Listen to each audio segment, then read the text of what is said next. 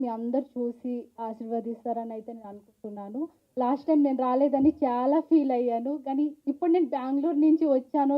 ఈ యొక్క 1 అవర్ కోసమైనా వచ్చి వెళ్దామని అయితే నేను రావడం జరిగింది. సో చాలా హ్యాపీ నేను. Thank you so.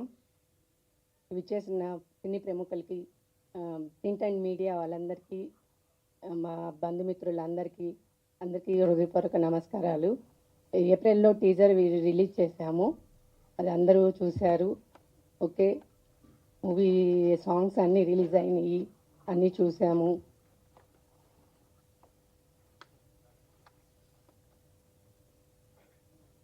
రేపు ఆగస్టు 30 మూవీ రిలీజ్ చేస్తున్నాము. అందరితో థియేటర్కి వెళ్ళి తప్పక చూడాలి.